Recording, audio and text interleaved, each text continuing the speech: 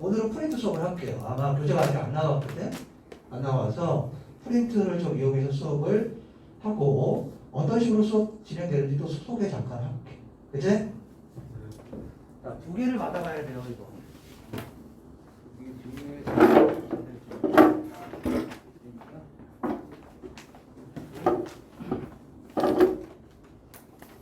저기랑 남학생 제가 여기 줄 테니까. 잠깐만. 저거 두 개씩 받아가면 돼. 하나, 둘, 셋, 네 개. 뒤로 넘겨주시고요. 네 개. 뒤로 넘겨주시고요. 하나, 둘, 셋, 네 개. 넘겨주시고요. 하나, 둘, 셋. 넘겨주시고요. 하나, 둘.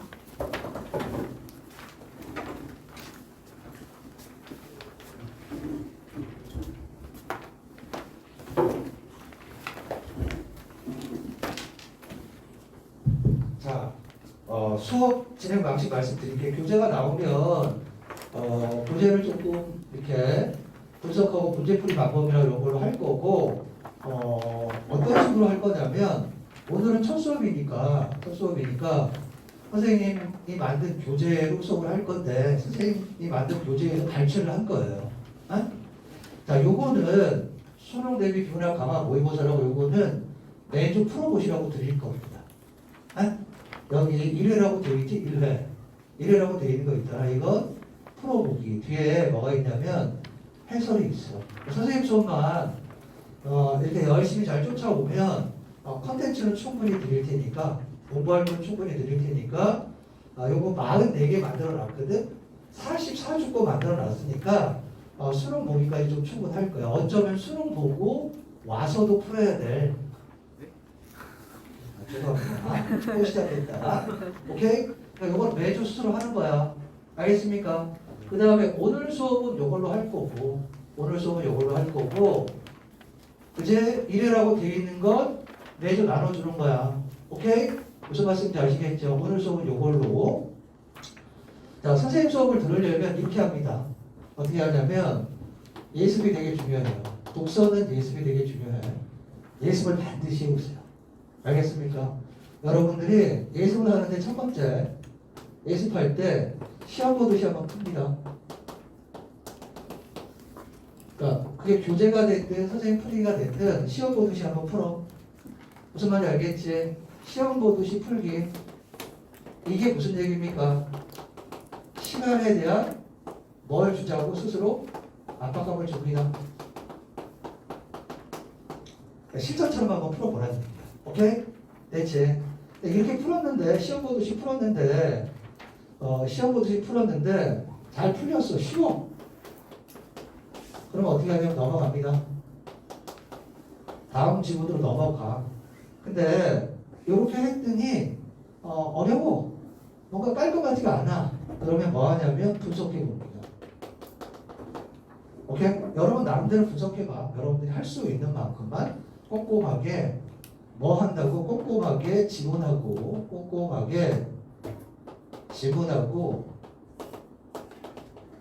문제를 분석을 합니다.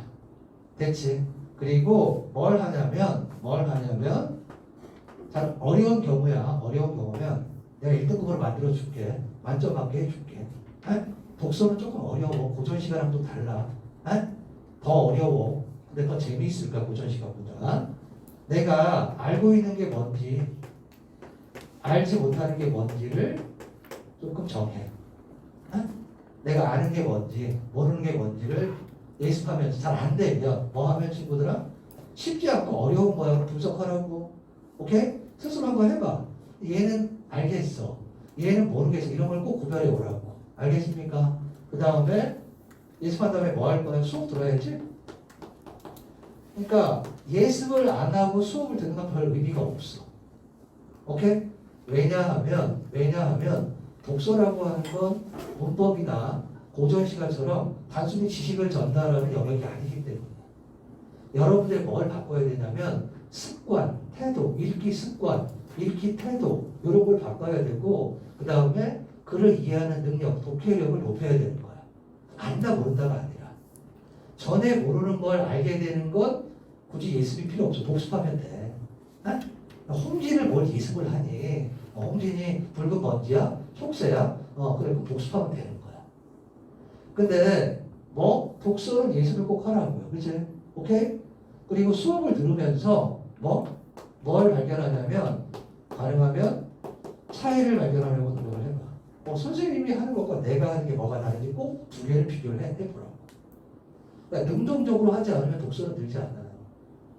선생님 생각에 여러분들이 지금 이곳에 있는 이유는 개딱지 때문이에요. 그치? 개딱지 때문이잖아. 독서 때문이잖아요. 그치? 개딱지 기억 안 나? 개딱지 잊어버렸어요? 큰발하고 개딱지 잊어버렸습니까? 아? 그치? 체조하고 잊어버렸어? 그것 때문이잖아. 위압벌 때문이잖아. 여기 와 있는 거. 별로 어렵지도 않은데. 그치? 자, 내년에는 어려워질 거란 말이야. 이번에 쉬웠으니까. 그치? 오케이? 그러니까 선생님 수업과 내 예습의 차이를 발견합니다. 됐지? 그 다음, 그러니까 이거야, 친구들아. 얘가 60이라고 생각하면 돼. 여러분들이 해야 될 목이 많은 거야. 그 다음에 수업이 30년? 응? 그 다음에 수업 들은 다음에 뭐 합니까? 복습하세요. 오케이? 그 다음에 이해 안 되면 뭐 하라고? 그러니까 뭐는 고전 시간에 질문 안 해도 돼. 이건데 홍진은 그냥 속세인데 뭘 질문을 해? 물은 누워는 동양적 이상형인데 뭘 질문해? 질문할 필요 없다. 근데 이건 뭐니까? 독서는 어떻게 읽을 것인가의 문제고 어떻게 문제를 풀 것인가의 문제고 관점이 필요하단 말이야. 생각의 방식이 필요하단 말이야. 그러니까 뭐 하라고? 질문하라고. 얘가 친구들은 2%야. 얘가 뭐고? 8%고. 그러니까 뭐가 제일 중요하다? 예습이 제일 중요하다. 됐지? 그 다음에 예습할 때는 만약에 예습을 한다면 예습할 때는 그러니까 여러분들이 해야 될 몫이 더 큰 거야. 알겠지? 한번 해보자고. 내가 참고로 만들어줄게. 그치? 재활공장장이란 말이야. 안전뱅이를 이렇게 세운단 말이야. 칠판도 알아듣는데 칠판만 알아듣는 거 아니야. 프린트 넘겨봐. 프린트 넘겨보면 맨 위에 뭐라고 돼 있어요? 선생님 사진 밑에 칠판도 알아듣는데 칠판만 알아듣는 거 아니야. 얘도 알아듣는 거라고. 그치? 사진 밑에 있잖아. 예습할 때는 네 가지로 나누어서 오늘 우리 공부할까요? 그래 구조. 내가 그래 구조에 대한 이해가 얼마나 있는지를 점검. 문제만 풀지 말고. 오케이? 그래 구조 오늘 할 거야 선생님이랑. 그 다음에 두 번째. 그래 구조에 대한 공부를 했어요. 두 번째. 독해하면서 뭘 보냐면 내가 어떻게 반응하는 걸 점검해요. 난 어떤 문장을 더 중요하게 생각하고 어떤 문장을 대충 읽고 그런 걸 한번 점검해봐. 분석할 때. 실전처럼 할 때 할 수 없을 거 아니에요. 그치? 이 글의 구조하고 관련해서 나는 얼마나 예측하면서 글을 읽는가 이걸 점검해보고. 아니 친구들 다 봐봐. 일문단에 우리나라는 사계절이 아름답다가 딱 첫 번째 문장이야. 일문단에 우리나라는 사계절이 아름답대. 두 번째 문장이 봄에는 꽃이 피고요. 그 다음에 뭐 나오니 그러면? 여름 나올 거 아니야. 여름 나오고 난 다음에 뭐 나오니? 가을 나올 거 아니야. 그거 우리 뭐 할 수 있어? 예측할 수 있잖아. 왜냐하면 첫 번째 문장이 뭐였습니까? 사계절이 아름답다라며. 그리고 봄 나왔잖아. 그치? 우선 딱 나왔어. 선생님은 여러 가지 특징이 있다. 우선 하면 뭐 나오는 거니? 다음 나오는 거잖아. 다음이 있으니까 우선이 있겠지. 다음이 있으면 네이버도 있을 거고.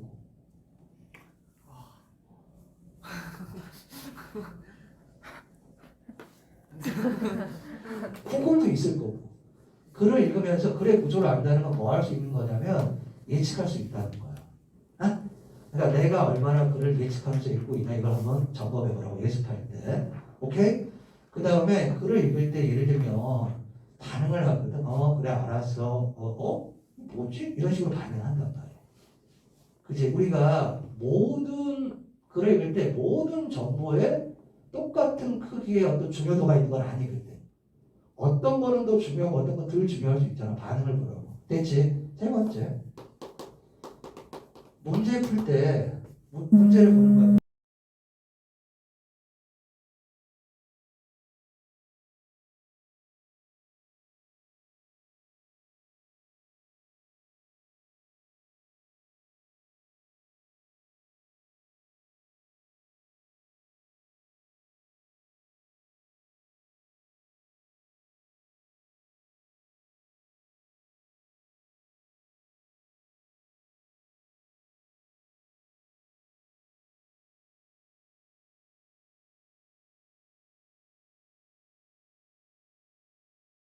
문제를 중심으로 공부를 할 거야.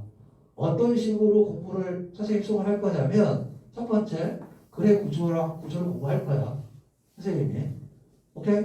그 다음에 읽을 때 뭐에 주목해야 되는지 내가 하나씩 얘기해 줄게. 이런 거 중요하지 않니? 뭐 이렇게 해야 되지 않니? 얘기할게. 그 다음에 이런 문제를 풀 때에는 버퍼링이 없어야 돼. 이건 딱 정해져 있어요. 이런 문제는 이렇게, 이런 문제는 이렇게. 이거 다른 말로 바꾸면 뭐냐면 내가 출제자의 의도를 얼마나 파악하고 있는지 그걸 한번 보는 거야. 내가 문제 풀 때 버퍼링이 있는지 없는지. 그 다음에 이게 되게 중요하거든. 이건 뭐랑 연결되냐면 매력적인 오답을 거르는 방법과 연관이 되는 거야.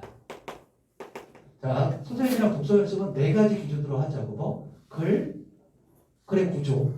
오케이? 몇 가지가 있을 거야. 글의 구조. 그 다음에 뭐라고? 읽을 때 나는 뭐 하는가? 어디에 반응하는가? 어디에 반응해야 하는가? 오케이? 문제를 풀 때는 무슨 생각을 해야 하는가? 1, 2, 3, 4, 5번은 어떤 방식으로 만들어지는가? 대체 이런 기준을 두고 공부를 한번 해보자고. 무슨 말인지 알겠습니까? 그래. 여러분 잘 알 거예요. 선생님 생각하기에 그냥 1등급하고 1등급이 아닌 친구들은 한 지문이 결정하고 독서의 한 지문이 결정하는 거거든요. 그러니까 3등급하고 예를 들면 1등급은 여러 군데서 차이가 날 수 있는데 선생님이 생각하기에 작년은 조금 쉬웠지만 미안해. 자꾸 난 어려운데 쉽다고 선생님 얘기해서 재작년이 어려웠잖아. 해겔, 브렌튼 루즈, 그치? 자동차, 영차 다 어려웠다고. 작년은 비교적 수월했단 말이야. 그래도 수월했다. 그치? 컷 차이가 나잖아, 친구들아. 응? 표준 점수 차이가 나잖아. 재작년은 149점이 만점이었고 작년은 134점이었단 말이에요. 난이도 차이가 15점이나 나는 건 굉장한 차이가 나는 거야. 정리할게. 선생님이랑 뭐 하려면 독서 공부를 해서 정말 독서를 하나도 틀리지 않고 빈틈없이 자식 거침없이 독서를 하려면 뭐가 중요하다? 능동적 학습이 중요하다. 내가 해야 된다. 그러니까 독서를 못한다면 친구들 뭘 바꿔야 된다면 생각의 방식, 읽는 습관, 반응 이런 걸 점검해야 돼. 대체 그러니까 예습을 꼭 하라. 예습은 뭐 한다? 2가지 방법으로 한다. 처음에는 그냥 시간에 대한 압박감을 줘. 그럼 내 습관이 나오거든. 막 시간에 대한 압박감이 있으니까 뭐 대충 보고 뭐는 뭐 이렇게 하고 푸는 게 있을 거 아니야. 그래서 잘 풀렸어. 그래 글도 이해가 잘 돼. 그럼 넘어가는 거야. 근데 뭔가 버퍼링이 있어. 응? 좀 안 되는 것 같아. 그러면 분석을 해보라고. 꼼꼼하게. 이런 4가지 기준으로. 무슨 말인지 알겠지? 그냥 무턱대고 그냥 맨날 문단 요약하고 이런 것만 하지 말고 내가 글 전체를 보는 눈이 있는 거야. 이건 전체야, 전체. 난 전체 구조를 이해하고 글의 흐름을 이해하는 거야. 오케이? 나는 읽을 때 무슨 생각을 하면서 읽는가? 오케이? 문제 풀 때 나는 출제자가 이 문제를 왜 냈는지 생각하면서 읽는가? 오케이? 그 다음에 이것도 되게 중요하거든. 도대체 얘는 왜 매력적이지? 그런 걸 일반화해 둬야 된단 말이야. 대체 자 그러면 선생님이 나눠드린 프린트 더 독서라고 돼 있는 거 1회라고 돼 있는 거 한번 보도록 하겠습니다. 네. 무슨 말인지 알겠죠? 그래. 그 다음에 친구들아 그냥 선생님이 나눠준 과제는 가볍게 풀어. 알겠지? 시간이 지나면 지나갈수록 약간씩 조금씩 난이도를 높여줄게. 처음에는 많이 어렵지 않을 거야. 과제. 선생님이 따로 점검하지 않더라도 여러분들이 해줘야 되겠단 말이야. 그치? 자, 4페이지 봅니다.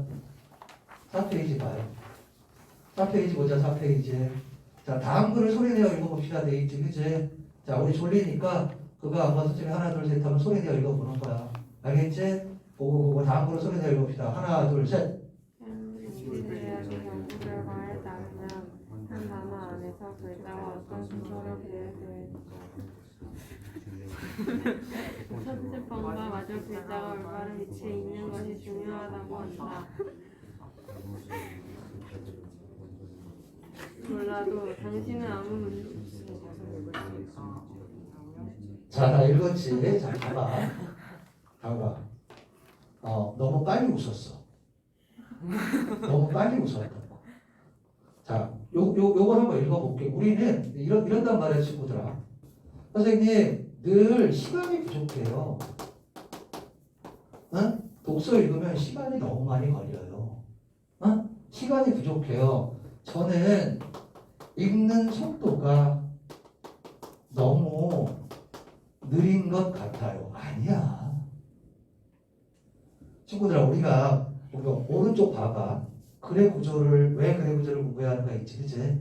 이거 읽을 때 여러분들 어떻게 읽어요? 왜, 글, 의, 구, 조, 를, 고 이렇게 읽는 애 있니? 아니야. 아니라고요. 그냥 여러분들 어떻게 읽냐면 왜 글의 구조를 공부해야 하는가 이렇게 읽어요. 근데 이걸 읽을 때 의미가 들어오는 친구가 있고 글자만 있는 친구가 있는 거지. 우리는 읽는 속도가 느린 게 아닙니다. 뭐? 이해하는 속도가 느릴 뿐이지. 글의 내용을 이해하는 속도가 느린 거지 그 말이 무슨 말인지를 아는 게 느린 거지 글자 자체를 읽는 속도가 느린 게 아니에요. 여러분들 처음부터 안 웃었거든?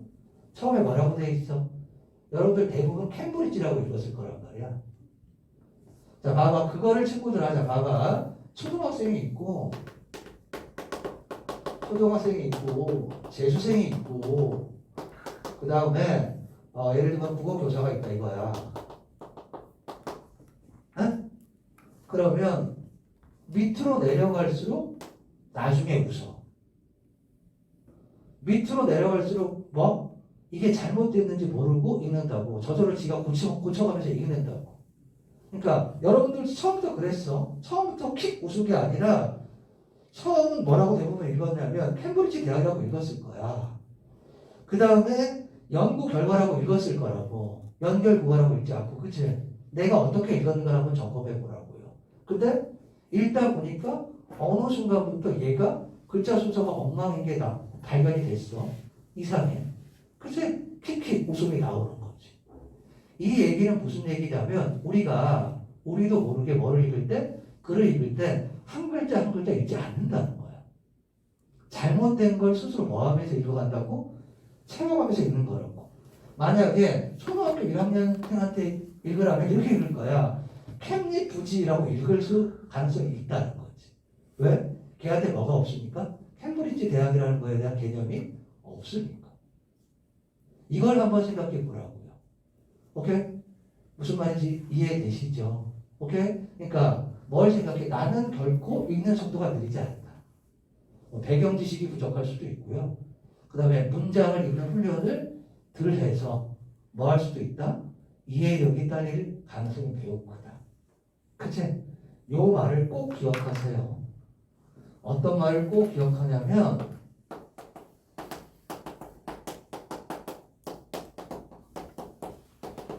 정확하게 읽으려고 노력하는 거. 정독. 응? 정독이 뭐냐면 친구들아 속독이야. 정확하게 읽으려고 하는 게 뭐야? 가장 빠르게 읽는 거.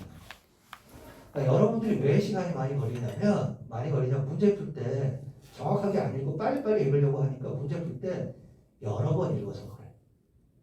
요거 볼 때 또 찾고 요거 볼 때 또 찾고 요거 볼 때 또 찾고 이런 식으로 같은 지문을 여러 번 보기 때문에 시간이 오래 걸린단 말이야. 됐지? 선생님이 아주 극단적인 처방을 내려줄게. 극단적인 처방을 내릴 테니까 읽기 속도가 느리고 시간이 너무 오래 걸리는 학생들 이렇게 한번 해봐. 글을 천천히 읽어. 천천히 읽어. 그 다음에 문제를 풀지. 극단적인 처방이야. 글을 천천히 읽습니다. 문제를 풀 때 결코 글로 돌아가지 마. 한 번 읽고 나서 안 보고 문제를 풀어봐. 그러면 장마 전선이 형성이 되겠지. 비가 엄청 내리겠지. 그거 중요한 게 아니야. 우리는 지나치게 문제 풀 때 글의 의존적인 습성을 가지고 있다고. 내 머릿속에 뭐를 넣으려고 하질 않아요. 이해하려고 하지 않고 그냥 체크만 하고 표시만 하고 와리가리 하면서 문제를 풀려고만 한다고요. 그러니까 독해 능력이 안 되는 거야. 오케이? 자, 봐봐. 극단적인 처방인데 내가 뭐가 좀 안 되면 뭐가 안 되면 그리는 속도가 너무 느리거나 그걸 여러 번 읽는다고 생각하면 수능 볼 때까지 그렇게 할 수는 없겠지. 수능 볼 때까지 얘들아 수능 볼 때까지 수능 볼 때 선생님이 지금 얘기한 대로 그걸 천천히 읽어. 안 보고 문제를 풀어. 그럼 어떤 일이 벌어지니? 여기 다시 오는 거죠. 근데 뭘 해보라고? 한두 달이라도 그런 연습을 해봐. 알겠지? 뭐로부터 친구들아? 글을 너무 많이 보는 것으로부터 뭐 하는 훈련을 하라고? 벗어나는 훈련을 하라고. 됐지? 자, 글의 구조 몇 가지를 배울 텐데 글의 구조라고 하는 건 뭐냐면 글쓰기가 글을 펼치는 방식이야. 그러니까 뭐에 대한 이해가 있어요? 자, 봐봐 친구들아. 이 친구가 먹을 걸 먹어. 이 친구가 이거 맛있겠다 이거. 이거 뭐예요? 이걸 뭘 먹는단 말이야? 근데 뭘 먹는데 저거 먹고 있는 거야. 선생님이 빨리 봐. 예림이가 저걸 먹고 있는데 선생님이 이제 보는 거야. 그러니까 예림이가 좀 부끄러우니까 선생님 하나 드실래요? 했어. 그때 선생님이 아니야 예림아. 선생님은 너 먹는 것만 봐도 배고파. 이거 이렇게 가지고 가. 좀 이상하잖아. 그치? 이상하지 않습니까? 야, 선생님 얼굴 정도면, 이 정도 얼굴이면 어디 내놔도 손색 있는 얼굴이지. 이상해. 이상하지? 그치? 웃기잖아. 왜 웃기지? 자, 봐봐. 예림아, 선생님은 너 먹는 것만 봐도 그럴 때 우리는 뭐 해? 예측을 해. 너 먹는 것만 봐도 뭐 하다고 얘기할 거라고 예측을 하자면 배불러 라고 뭐 할 거라고 예측을 해. 그런데 선생님이 뭐라고 얘기했냐면 예림아 너 먹는 것만 봐도 선생님은 배고파 하고 뭐 하니까 내 예측과 다르게 얘기하니까 뭐 한 거야? 웃긴 거지. 야 선생님 얼굴 정도면 어디 내놔도 뭐라고 예측을 하냐면 손색 없는 얼굴이야 라고 얘기할 줄 알았는데 어디 내놔도 손색 있는 얼굴이야. 내 예측과 뭐 다르니까 뭐 한 거야? 웃는 거지. 이걸 말을 배우는 뭐한테? 말을 배우는 친구들한테 뭐 가르쳐 줘봐. 안 웃어. 그치? 예를 들면 외국인 친구랑 얘기를 해. 야, 나 어제 뭐 유튜브 뭐 보고 배꼽을 잡았잖아. 내가 이상한 거야. 외국인 친구가 이상한 거지. 배꼽을 잡았다고? 무슨 말인지 모를 거 아닙니까? 개그 콘서트 지금 없어졌지만 가족들이 모여가지고 개그 콘서트를 봐. 근데 아무런 표정 없이 전부 이거 아니잖아. 그치? 아니 배꼽을 잡는다를 이걸로 했을 때 왜 웃냐고요. 자 봐봐. 중요한 포인트야. 거기에 웃음이 나온다는 건 우리 안에 뭔가 생각이 있기 때문이지. 내가 웃음의 유말 선생님 그렇게 생각하거든. 왜 웃긴가? 선생님 이렇게 수업하다가 마이크 숲에 걸려서 넘어지는 거야. 네? 그럼 슬래시지 코미디를 해. 마이크 숲에 걸려서 막 넘어져. 그럼 웃어 애들이 왜? 그럴 거라고 생각. 예기치 않은 일이거든. 예기치 않은 일이야. 자 봐봐. 선생님이 이걸 딱 내렸는데 입을 딱 벌었더니 여기 이빨이 하나 빠져서 까만 김 같은 게 이렇게 있는 거야. 웃기지. 그런 표정을 보고 웃지 않아. 왜? 그럴 거라고 뭐 하지 못했기 때문이야? 예측하지 못했기 때문이야. 그러니까 선생님은 왜 웃음이 유발된다고 생각하냐면 전복되었기 때문에. 뭔가 뒤집어졌기 때문에. 전복 무슨 먹는 전복 아니야. 아발론 아니야. 에? 또 아발론은 모르나? 먹는 전복 아니라고. 전복죽할 때도 전복이 아니라 내 생각이 뒤집어지면 내 생각과 다르면 뭐라고? 웃긴 거라고 선생님 생각하면. 그러면 웃으려면 뭐가 있어야 돼? 내 생각이 있어야 될 거 아니야. 그 생각을 만들어 가는 게 선생님이 뭐라고 생각하냐면 학이라고 생각하는 거. 뭐가 있니 친구들아? 학이 있고 습이 있잖아. 자, 내 눈깔이 여기 눈깔이 하나인 사람이 있는 거야. 그럼 이상한 거야. 왜 이상하지? 세상의 모든 사람들의 눈깔이 하나가 안 이상해. 그치?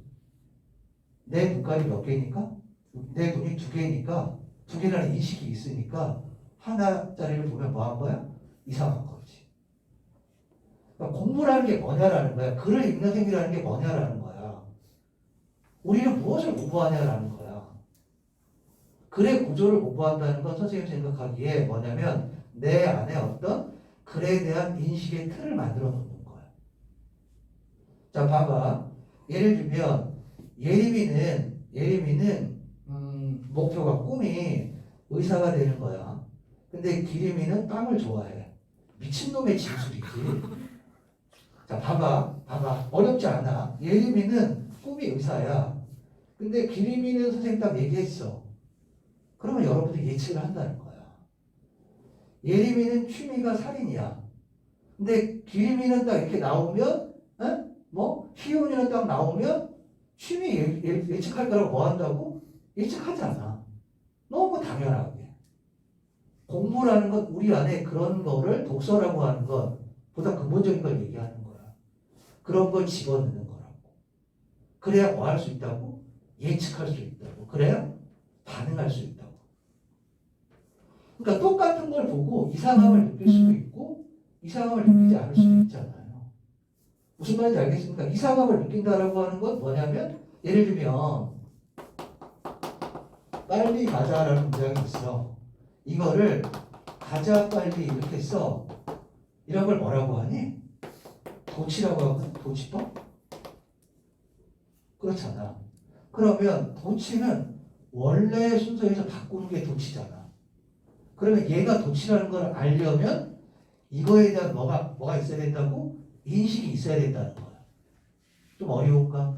자, 한번 생각해 보자고요. 이런 거야, 친구들아. 여러분들이 열심히 공부를 했을 수도 있고 안 했을 수도 있어.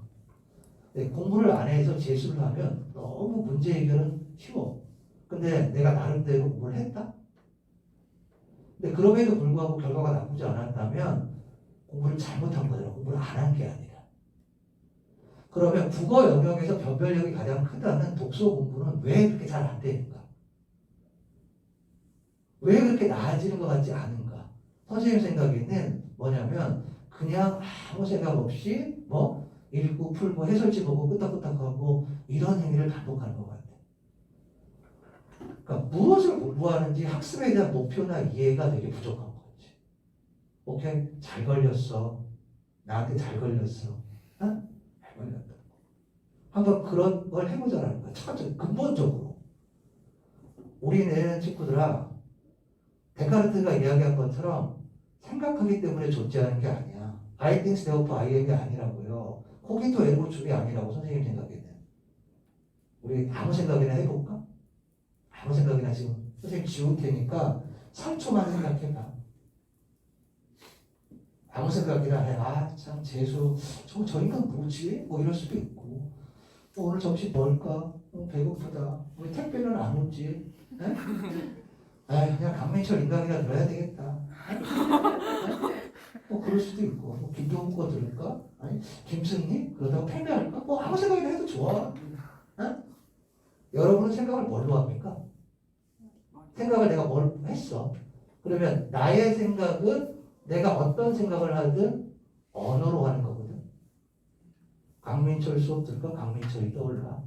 그치? 점심 뭐 먹을까? 점심 언어가 떠올라. 근데 그 언어는 우리가 선택할 수 있는 게 아니야. 이미 뭐 한 거지? 만들어진 거지. 그치? 우리는 생각하기 때문에 존재하는 게 아니라 창의성 개뿔이나 주라 그래. 니네는 이미 만들어진 세계에 내 던져진 거야, 여러분들.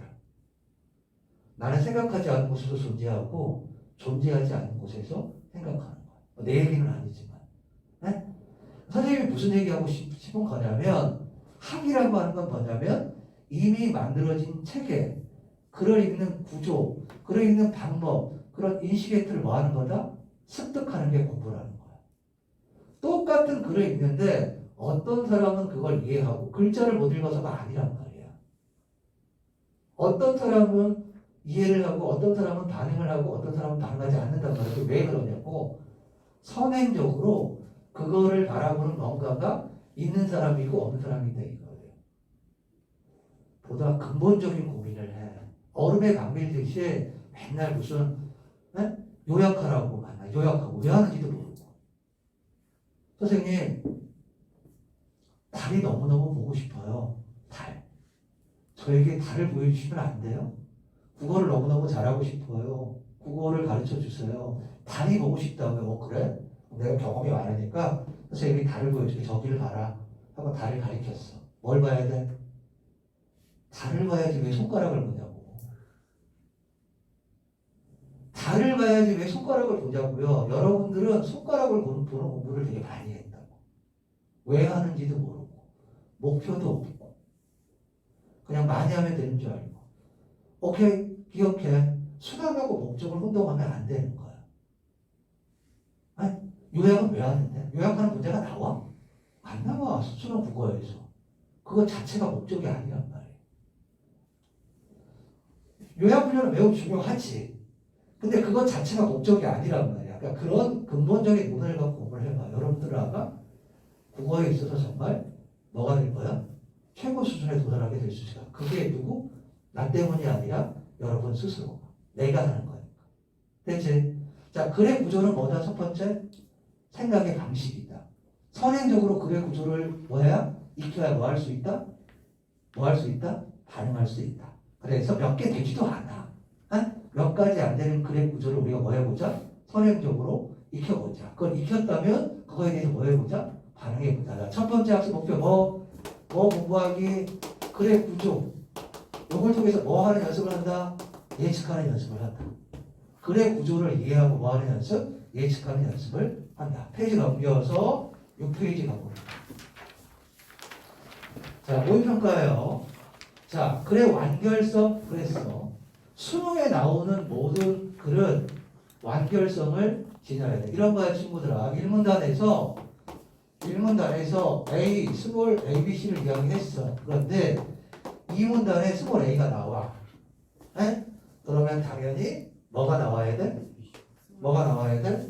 3문단에 B하고 뭐가 나와야 돼?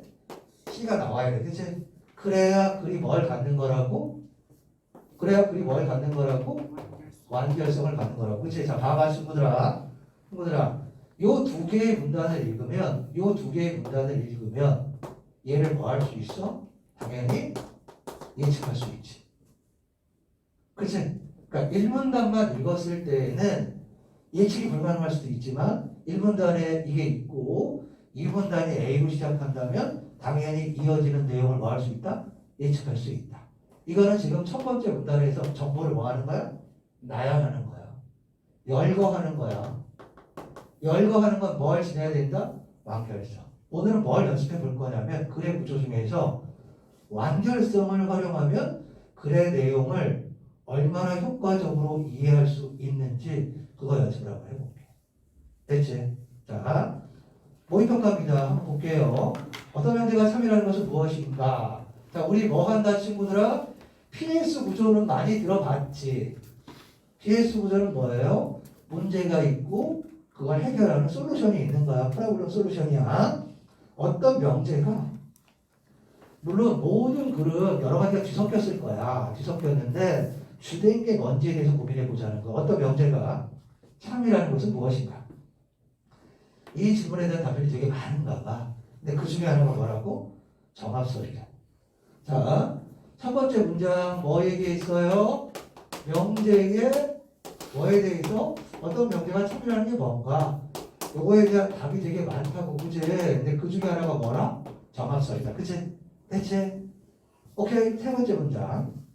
정합설에 따르면 어떤 명제가 참인 것은 그 명제가 다른 명제와 정합적이기 때문에. 그러니까 정합설은 최소한 명제의 참고 시스템을 따질 때 기존 명제가 있어야 되겠네.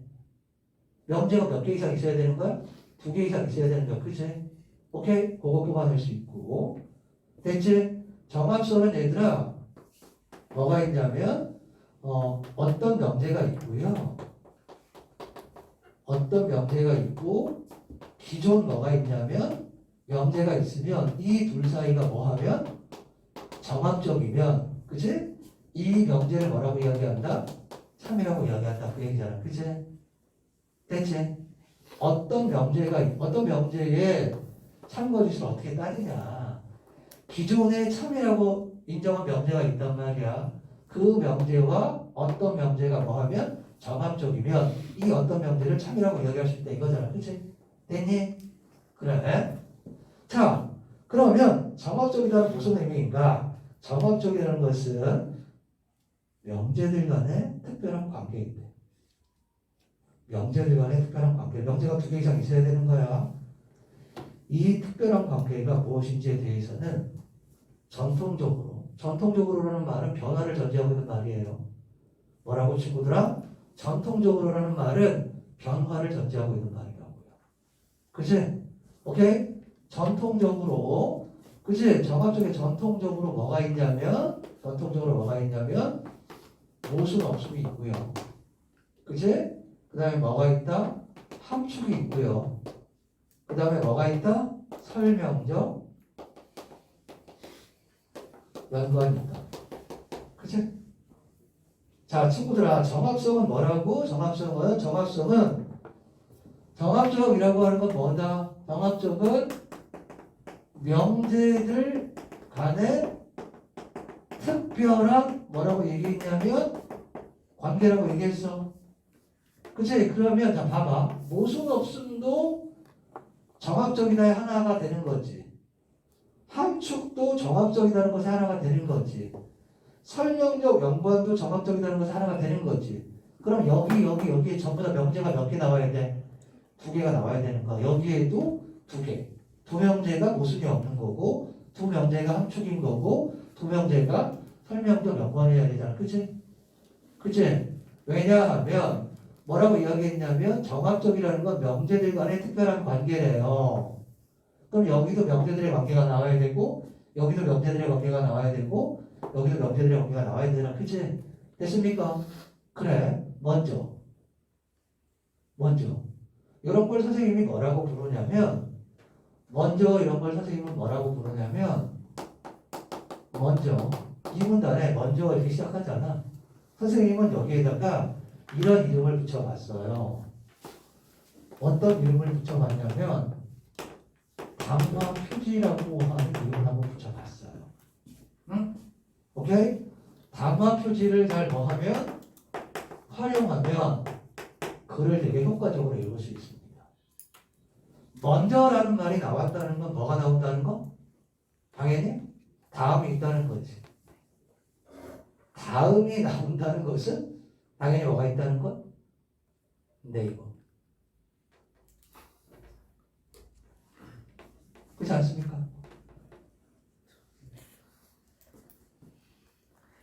뭘 하니까 이 먼저라는 건 정보를 뭐 하겠다? 글을 뭐 하겠다? 나열하겠다는 걸 알려주는 거라고요.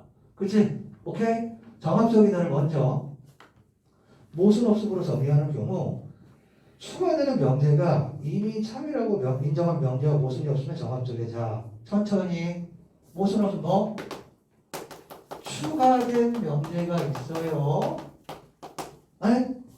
이미 참인 명제가 있어요. 이 2 명제가 뭐가 없으면 모순이 없으면 뭐예요?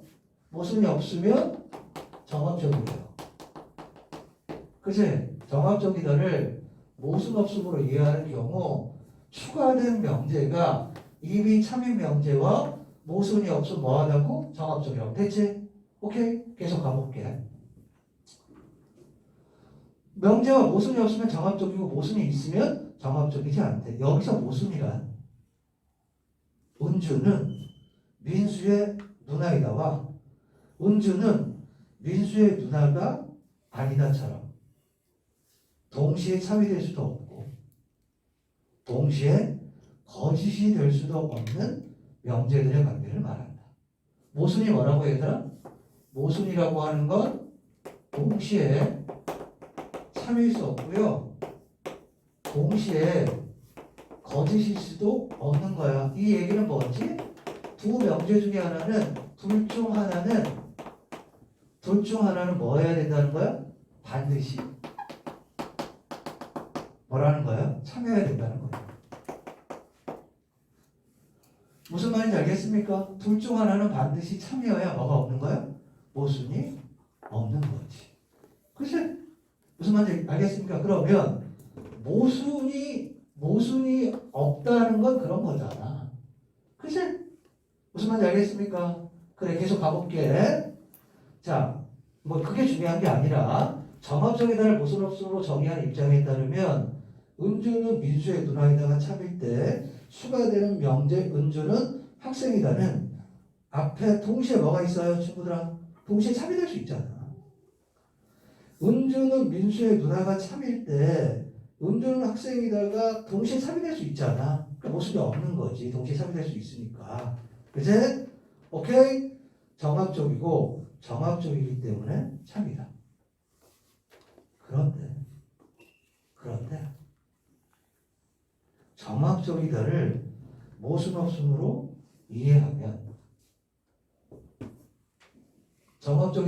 없음으로 이해하면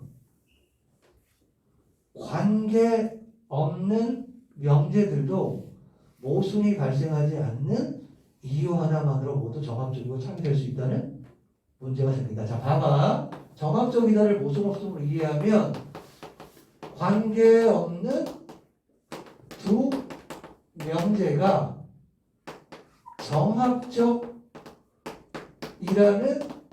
문제가 생긴다. 그 얘기지, 그치? 무슨 얘기냐면, 예를 들면, 예림이는 여자야. 그치? 양평에는 소나무가 있어. 얘가 참이래. 어? 나 참이야. 이게 참일 때, 얘 참될 수 있니? 참일 수 있잖아. 얘가 여자인데 양평에 소나무가 있어요. 그럼 동시에 참이 될 수 있잖아. 모순이 뭐해? 없지. 그치? 이게 뭐가 되는 거야? 모순이 없으니까 정합적일 수 있다 이거야. 그럼 얘하고 얘는 뭐? 아무런 관계가 없잖아. 그러니까 아무런 관계가 없는 것들이 뭐가 되는? 참이 될 수 있는 뭐가 있다? 문제가 있다 이 얘기야. 선생님이 수업하고 싶은 게 이제 이거야. 여기서 또 잘 들어. 여기 봐봐. 정합적이다를 세 가지로 정의했었지. 뭐? 모순 없음. 그 다음에 함축. 설명도 연관으로 얘기했잖아. 잘 들어. 근데 모순 없음이란 이런 거래. 그런데 모순 없음으로 이야기하면 문제가 생기지. 어떤 문제가 생기냐면 관계 없는 두 명제가 참이 모순이 없다는 이유로 정합적이라는 문제가 생기지. 그럼 여기까지 읽으면 선생님은 예측할 수 있다는 거야. 여기까지 읽었어. 나 봐봐. 우리 예측해보자고. 자, 봐봐. 1문단에 뭐가 나왔냐면 정합적이다를 세 가지로 봤단 말이야. 모순 없음, 함축, 설명결과. 매우 중요해. 세 가지로 봤어. 근데 모순 없음으로 이해하면 문제가 뭐라고? 관계 없는 명제가 정합적이라는 문제가 생겨. 그럼 그 다음에 뭐가 나올까? 당연히 완결성 함축이 나오겠지. 여기 봐. 근데 우리는 함축에 대해서 안 읽었어. 그런데 함축의 특성을 알 수 있어.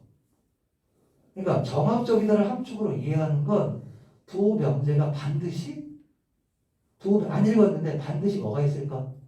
관계가 있을 거야. 그리고 또 예측할 수 있어. 두 명제가 관계가 있어.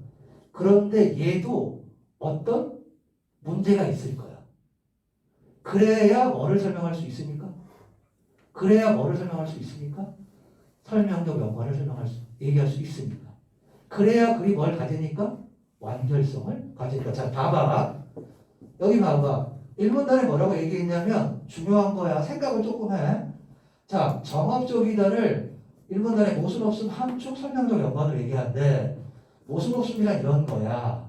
근데 모순 없음으로 이해하면 관계없는 명제들이 정합적이라는 문제가 생겨. 이 문제를 얘가 해결하겠지. 그럼 얘는 안 읽었어. 안 읽어도 얘의 속성을 얘로부터 추론할 수 있다는 거야. 함축은 당연히 A 명제하고 B 명제 두 명제들의 관계를 다루는 거잖아. 반드시 뭐 할 거라고? 관계가 있을 거라고. 그리고 얘도 또한 어떤 문제를 가질 거라고. 그래야 뭘 지키게 되니까 그래? 완결성을 가지게 될 거니까. 아니 앞문단에서 뭐라고 얘기했냐면 앞문단에서 세 가지 얘기를 했잖아. 그치? 뭐? 모순 없음, 함축, 설명력 연관 얘기했잖아. 근데 모순 없음은 이런 거래. 그치? 근데 모순 없음으로 정합적을 이해하면 이런 문제가 생긴데 그 문제를 누가 해결해 줘야 돼? 함축이 해결해 줘야 돼. 그러면 그러니까 여기서 함축은 얘 따로 노는 게 아니라 문단이 유기성을 갖잖아요. 유기성과 뭘 갖는다고? 완결성을 한번 생각해 보라고. 얘가 독고다이로 노는 게 아니야. 얘와의 관계 속에서 얘가 나온 거지. 얘와의 관계 속에서. 얘가 독고다이로 나오는 게 아니라고요. 얘와의 관계 속에서 얘가 나오는 거란 말이에요. 그리고 뭘 생각하라고? 완결성을 생각하라고. 선생님이 하고 싶었던 수업은 그거예요. 그치? 그러니까 1문단에서 세 가지 얘기를 했으면 그래서 그 세 가지에 대해서 뭐 해야 된다? 다 다뤄줘야 된다. 그치? 오늘 수업의 포인트는 뭐냐면 PS 구조야. 얘가 이런 문제점이 있어. 그러면 여기서 제시한 문제는 1문단하고 연결시켜 보면 얘가 뭐 해줘야 돼? 해결해 줘야 돼. 얘의 문제는 뭐다? 관계없는 명제들이 정합적이라고 하는 문제야. 그러면 얘는 반드시 두 명제가 뭐가 있을 거라고? 관계가 있을 거라고. 그리고 아직 읽지는 않았지만 얘 또한 뭘 가져야 돼? 어떤 문제를 가져야 돼. 그리고 이 문제는 얘가 뭐 해결해야 돼. 그럼 이렇게 되는 거야, 친구들. 우리가 함축이 가지는 문제점을 뭐 하는 순간? 읽는 순간 뭐의 특성을 예측할 수 있다는 거야? 설명적 연관의 특성을 예측할 수 있다는 거야. 자, 봐봐. 자, 상문단의 첫 번째 줄 보세요. 그런데 그러니까 3문단 보자, 친구들아. 3문단 시작이 이 문제를 해결하기 위해잖아. 그치? 이 문제가 뭐야?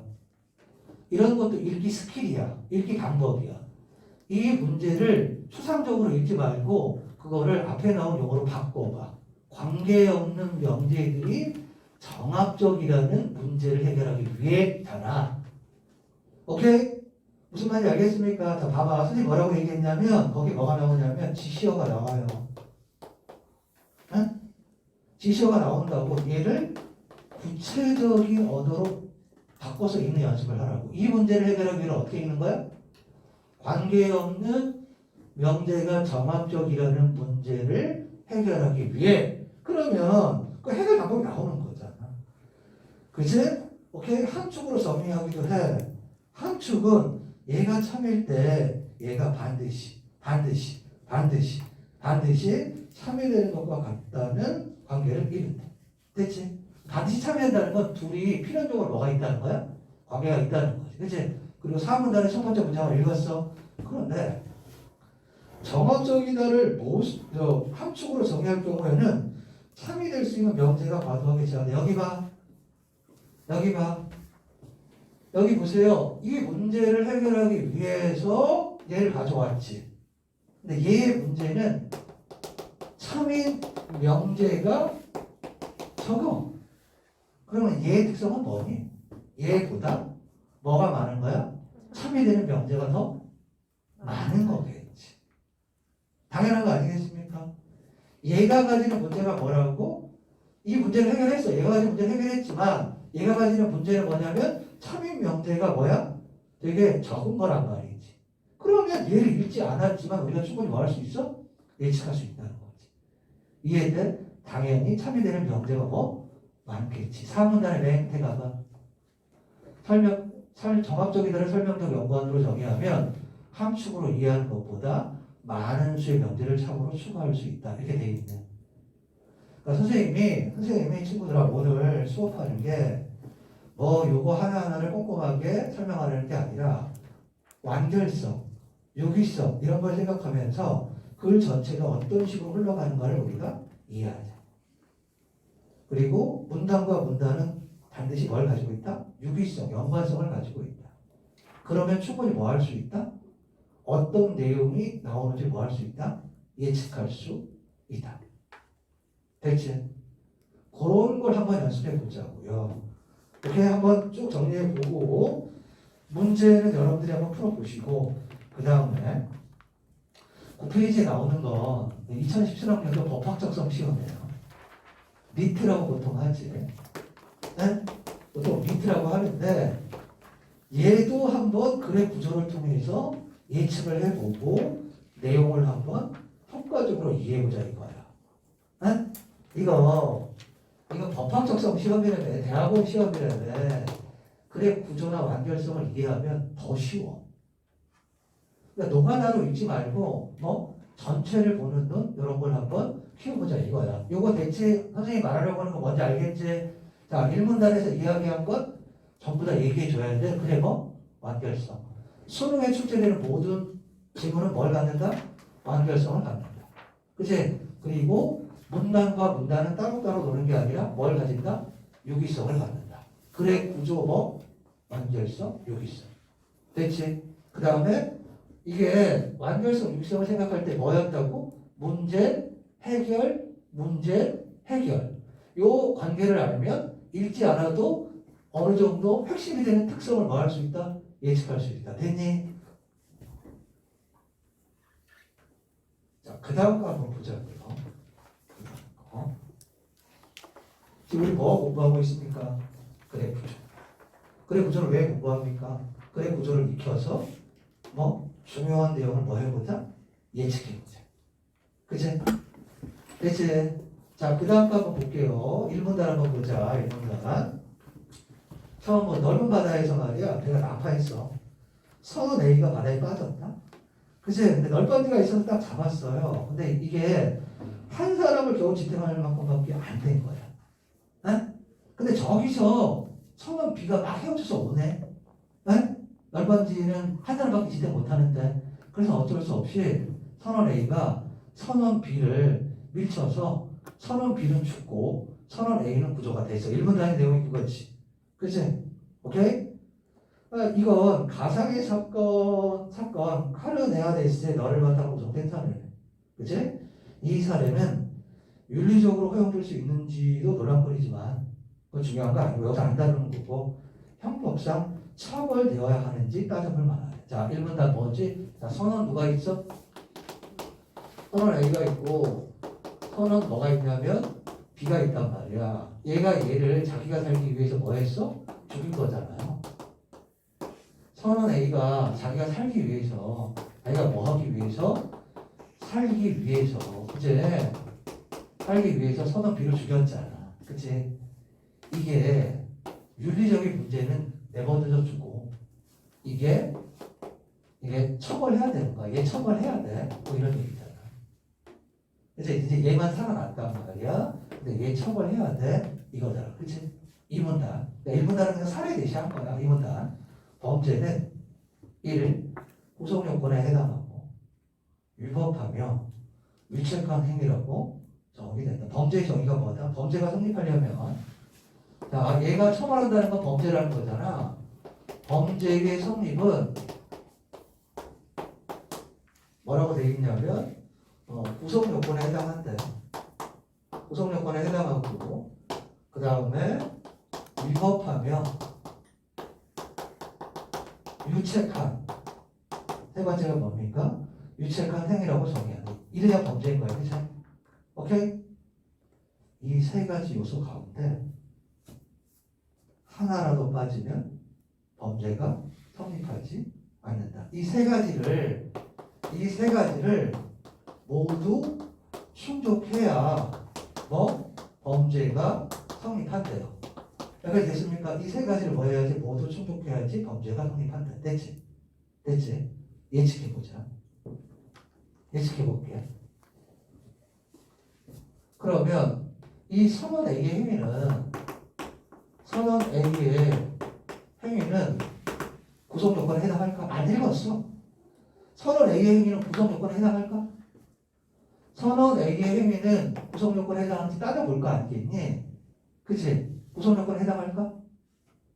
해당할까 안 할까? 선생님 읽지도 않았는데 왜 이러세요? 안 읽었어요. 구성요건에 해당할까? 생각해봐. 구성요건에 해당할까? 자, 봐봐. 구성요건에 해당해.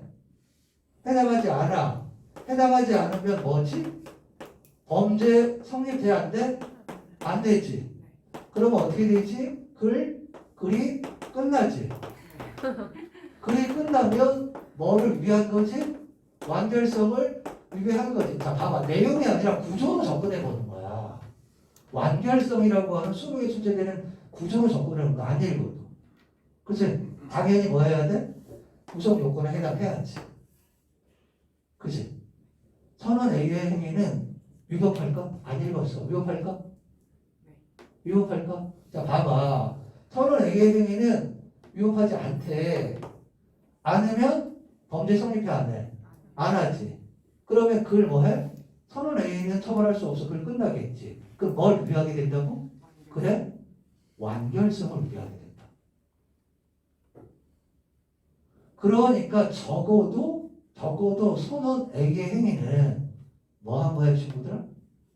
그러니까 내용으로 접근하지 말고 글을 어떻게 쓰는가라는 구조적인 측면에서 고민을 해보라고. 완결성이라는 측면에서. 선언 A의 행위는 우리가 읽지 않았지만 당연히 뭐에 해당하는 거야? 구성 요건에 해당해. 그래야 어디로 나갈 수 있어? 위법을 설명할 수 있어. 위법까지 되는 거야. 위법한 거야. 세 번째는 모르지. 유책한 행위면 범죄가 성립하는 거고, 유책한 행위가 아니라고 이야기하면 범죄가 성립하지 않는 거고. 됐어? 그러니까 자, 봐봐. 잘 알아들어야 돼. 선생님이 하려고 하는 수업의 목표가 무엇인지. 지금 우리 뭐 하고 있지? 글이라는 건 뭘 지내야 된다? 완결성을 지내야 된다. 여기서 뭐라고 얘기했냐면 사례를 주고서 선언 A의 행위는 범죄인가? 범죄란 세 가지를 모두 충족해야 되는데 하나씩 따져볼 거 아니야? 당연히 뭐에 해당하는 거야? 구성요건에 해당해야 돼. 그게 뭐야? 이러이러한 내용이기 때문에 구성요건에 해당한다는 얘기를 하고 싶은 게 아니야. 이러이러하기 때문에 위법하다는 얘기를 하고 싶은 게 아니야. 뭐 해서 위법하다고? 그래? 구조적인 측면에서 얘는 내용을 읽지 않더라도 위법하다는 얘기를 하고 싶은 거야. 이게 되게 중요한 거야. 자, 우리는 안 읽었어. 에? 그러니까 내용을 접근해서 선언 A의 행위는 이러하기 때문에 위법해. 그 얘기를 하고 싶은 게 아니야. 이런 근거 때문에 선언 A의 행위가 위법해가 아니라 글의 구조가 모든 그런 완결성을 지니기 때문에 범죄가 성립하려면 세 가지를 모두 충족해야 되는데 그러면 얘가 뭔지 설명하고 얘가 뭔지를 설명해야 글이 뭘 지닌다고요? 완결성을 지니는데 얘가 아니면 얘네들을 설명할 방법이 없다고. 그럼 뭘 위배하게 된다고? 완결성을 위배하게 된다고. 그러면 선생님이 하고 싶은 얘기는 이거예요. 글의 완결성에 대한 이해가 있으면 안 읽어도 핵심이 되는 속성을 금방 뭐 할 수 있다는 거야? 파악할 수 있다는 거야. 됐지? 읽어볼게. 수업 목표만 알면 돼. 에? 자, 범죄는 이렇게 세 가지가 된대요. 이중 구성 요건이란 이런 거를. 그제? 따라서 구체적인 사실이 구성 요건에 해당할 때는 일반적으로는 예외를 전제하는 거야. 뭐라고? 일반적으로는 뭘 전제한다고? 자, 봐봐 친구들아. 구성 요건의 구체적인 사실이 구성 요건에 해당할 때는 위법하다가 아니라 일반적으로 위법하다잖아. 이 문단의 끝에. 일반적으로 위법하다는 말은 뭐가 있다는 거지? 예외가 있다는 거야. 그래서 상문단이 나오는 거야. 상문단은 뭐에 해당하는데? 구성 요건에 해당하는데 위법하지 않은 거지. 그치? 오케이, 그거 중요한 거 아니야. 왜? 구성 요건에 해당하는데 위법하지 않으면 범죄가 아닐 거고 범죄가 아닐 거면 유책한 행위에 대해서 설명할 길이 없어진다고요. 알아들었으면 좋겠다. 에? 이런 식으로 글을 읽을 수도 있다는 거야, 친구들아. 이런 식으로 글의 구조를 알고 글의 완결성과 연관지어서 내용을 예측하고 그럴 수 있다는 얘기야. 자, 봐봐. 정당방위는 자기 또는 타인의 법익을 현재 위법한 침해로부터 방어하기 위하여 상당한 이유가 있는 행위를. 자, 봐봐. 지금 이거네, 친구들아.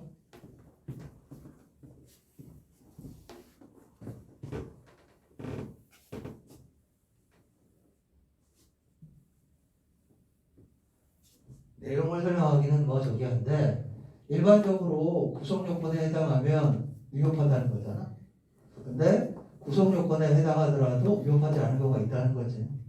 그지? 이게 뭐라고? 정당방위하고 긴급피난이라는 거잖아. 그치? 그럼 여기 봐봐 친구들 여기 봐봐. 안 읽었어. 선언 A의 행위는 정당방위에 해당할까? 아니야. 왜? 정당방위는 위법하지 않은 거고 위법하지 않으면 범죄가 성립하지 않는 거고 범죄가 성립하지 않으면 예를 설명할 수 없으니까. 그러면 뭘 위하게 되는 거니까? 그래? 완결성을 위하게 되는 거니까. 잘 들어. 어? 잘 들어. 재밌는 거야 사실. 보통 나만 재밌지만. 어? 그러니까 이런 식의 고민을 한번 해보라고 글을 읽을 때. 네? 자, 긴급피난에 해당할까? 안 읽어도 아니야. 긴급피난에 해당하면 위협하지 않고 위협하지 않으면 범죄가 성립하지 않으니까 요거를 설명할 수 없어. 요거를 설명할 수 없으면 그래 완결성을 뭐 하는 거야? 유리하게 되는 거야. 됐어? 그런 기본적인 특성을 갈급하면 내가 읽어볼게. 정당방위는 뭐지? 그러니까 정당방위는 이 보호한 법익이 있어. 침해한 게 있어. 그러면 이 침해한 행위가 얘가 위법하다는 거잖아. 위법한 행위에 대한 어떤 방어가 뭐야? 정당방위야. 그치? 그 다음에 긴급피난은 꼭 위법하지 않아도 돼. 긴급피난은 보호한 법익이 침해한 법익보다 뭐해? 큰 거야. 그럼 여기 봐봐. 아까 읽어볼게, 친구들아. 정당방위는 자기 또는 타인의 법익을 현재 위법한 중요한 거야. 위법한 침해로부터 방위하기 위하여 상당한 이유가 있는 행위를 말한대요. 여기에는 법이 불법에 양보할 필요가 없다는 전제가 깔려있대. 긴급피난은 자기 또는 타인의 법익에 대하여 현재 위난을 피하기 위하여 상당한 이유가 있는 행위를 하는 것을 말한다. 생명과 같이 대체할 수 없는 큰 법익을 지키기 위해 어쩔 수 없이 재산과 같은 법익을 희생시킨 일을 가지고 위법한 행위라고 할 수 없다는 것. 이거네 친구들아. 생명이 있고 재산이 있단 말이야. 어? 그럼 얘를 지키는 게 더 중요한 일이잖아. 얘를 지키는 것보다. 그치? 오케이? 그리고 긴급피난이라는 거야. 누가 나를 칼을 찌르려고 해. 내가 툭 쳤어. 근데 걔가 다쳤어. 그건 위법한 행위에 대한 나의 행위잖아. 그치? 그건 정당방위라는 거야. 결론은 뭐다? 둘 다? 뭐가 아니다? 위법한 게 아니다라는 거야. 그치? 계속 가볼게. 힘을 내. 그치? 자, 앞에 사례에서 사문다. 선언 A와 선언 B가 동시에 널빤을 잡는 행위는 저마다의 생명을 생각할 때 불가피한 일이었대요. 이 상황은 선언 A의 입장에서는 위난이고 선언 A에 이어진 행위는 위난을 피하는데 저시한 거예요. 이러한 선언 A의 행위에 대해 정당방위가 인정된다고 생각하는 이남. 얘들아, 정당방위가 인정된다는 건 선언 B의 행위가 위법하다고 여기는 거지. 기억은 친구들아, 기억은 정당방위가 인정된다는 건 선언 A가 있고 선언 B에 있으면 얘의 행위가 위법하다고 인정을 해야 정당방위가 성립되는 거야. 그 다음에 니에는 선언 A가 있고 선언 B가 있으면 얘의 목숨이 더 중요하다고 얘기해야지 긴급피난이 성립하는 거야. 그치? 오케이? 근데 마지막에 사문단의 마지막에 그러나 어느 쪽도 해당하지 않는다고 해야 돼. 여기 봐봐 친구들아. 글쓴이가 뭐라고 얘기하고 있어?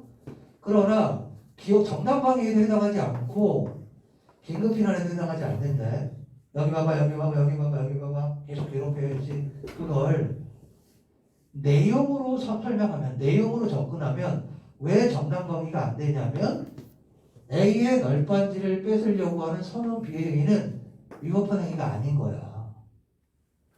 그러니까 위법한 행위여야 선언 A의 행위가 정당방위가 되는데 선언 B의 행위는 위난을 피하는 것이기 때문에 위법한 게 아니라고. 그러니까 얘는 정당방위가 성립 안 되지. 그치?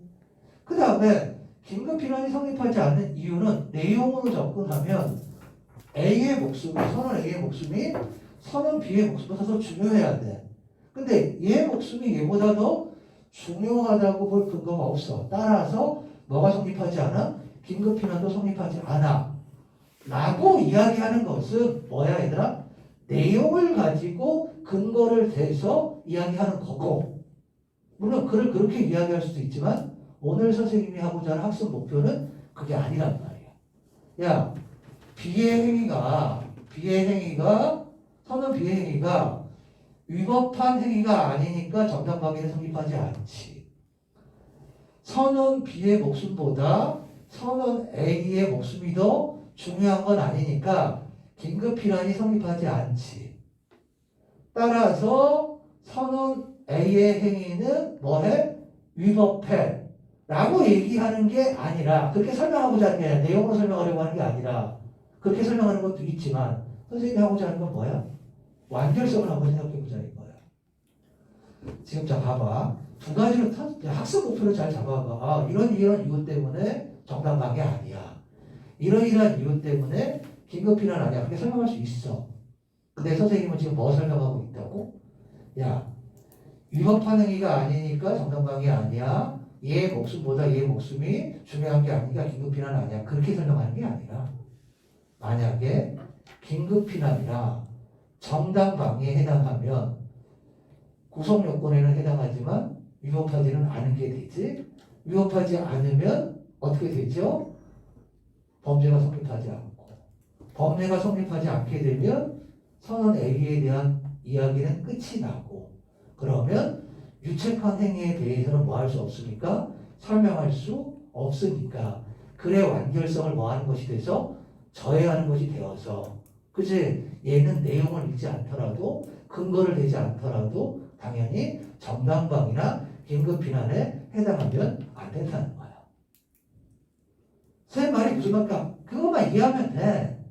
선생님이 말하고자 하는 것에 대해서 예를 들면 내용을 얘기하는 게 아니라는 것만 알면 돼. 그래 붙여. 오케이? 뭐까지는 가야 된다? 위법까지는 가야 된다. 그 이제 자 그러니까 자 우선 이제 오문단이 그거야 얘들아. 얘네들이 왜 정당방위에 해당하지 않고 얘네들이 왜 긴급피난에 해당하지 않는지 내용을 설명하는 거. 그게 뭐냐면 오문단이야. 그리고 오문단의 세 번째 줄 봐봐. 오문단의 두 번째 줄이 뭐냐면 정당방위로 볼 수 없으며 그제 그 다음에 긴급피난에 해당하지 않는데, 그렇다고 곧바로 선언 A에게 범죄가 성립한다고 단정할 수 없지? 하나를 더 따져봐야 되잖아. 근데 여기까지 온 거잖아 친구들아. 여기까지 유책한 행위, 그치? 이해됩니까? 그래 따져봤더니 유책한 행위가 아니래. 그러니까 얘는 범죄가 성립하지 않는다 그 얘기지. 됐습니까? 그래? 선생님이 말하려고 하는 거 이해하면 돼. 네? 그래 다음 한번 보자. 문제 풀어와. 다음 시간에 선생님이 다 불러줄게. 문제가 중요한 게 아니라 글의 어떤 구조를 한번 생각해 보자. 예. 됐지? 오케이? 자, 그 다음에 13페이지 한번 보세요.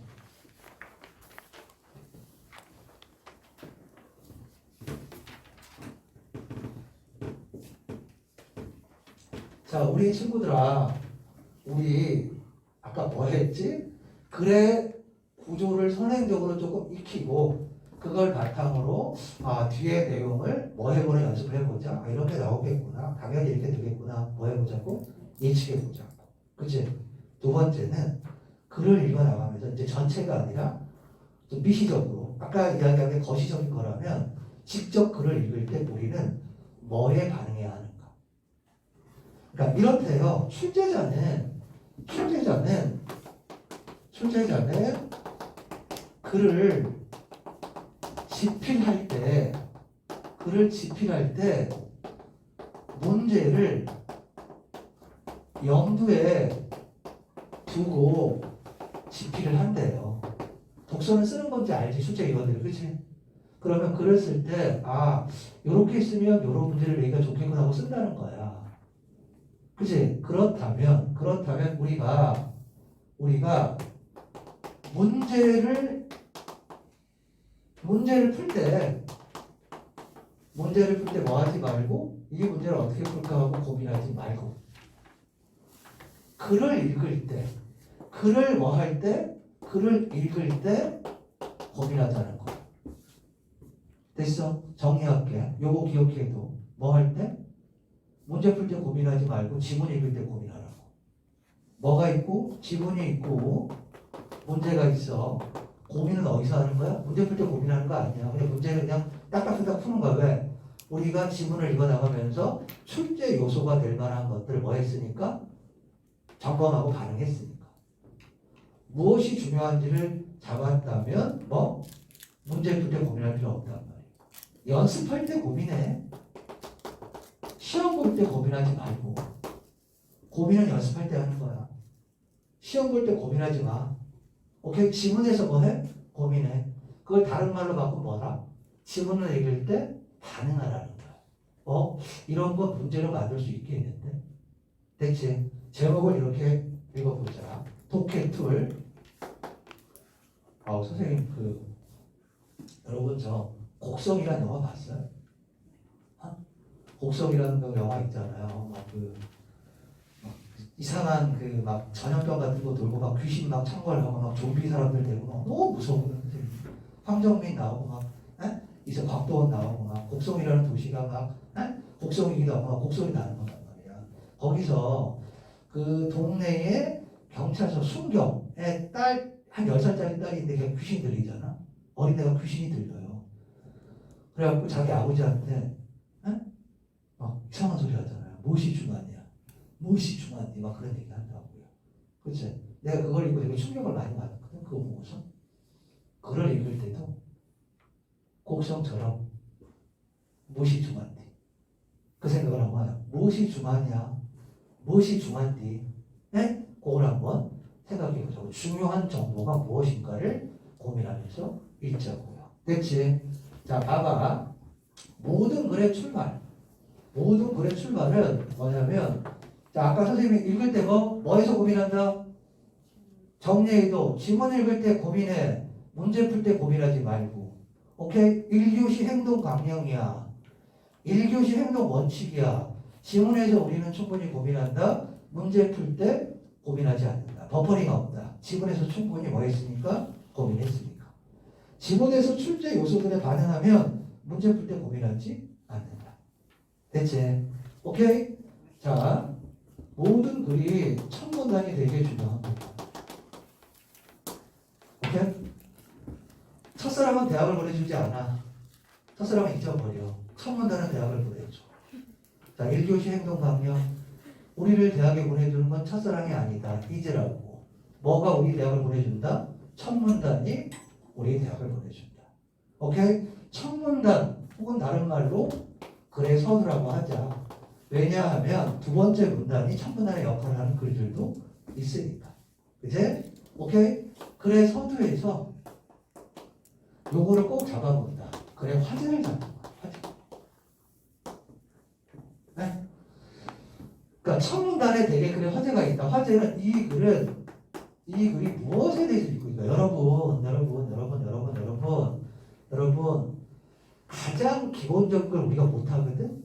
글을 읽을 때 나는 무엇에 대해서 읽고 있는지를 잡는 연습을 해. 화제 잡기. 오케이? 화제 잡기. 첫 문단을 볼 때, 첫 문단을 읽을 때에 글의 화제가 무엇인지를 생각해 보라고. 오케이? 무슨 말인지 알겠지? 두 번째, 첫 문단 읽을 때 이어질 내용을 첫 문단 보고 뭐 해보라고? 예측해 보라고. 첫 문단 보면서 두 가지 정도만 해봐. 네? 오케이? 첫 문단 보면서 두 가지 정도만 해보라고. 오케이? 자, 그거 한번 볼게요. 수능 지문이에요. 4번 문제를 그렇게 많이 틀렸거든?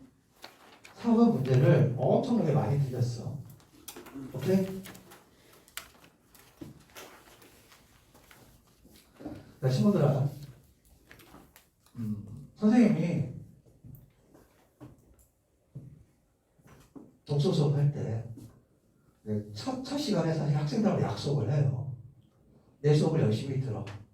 그러면 선생님이 요즘 남학생 하나, 여학생 하나 뽑아가지고 종강하는 날 한 명씩 뽑아서 우수 학생들 뽑아가지고 성적이 우수한 게 아니라 태도가 좋은 학생들 하나씩 뽑아서 고생 1년 동안 고생했으니까 29박 30일 동안 유럽을 여행할 수 있는 항공권.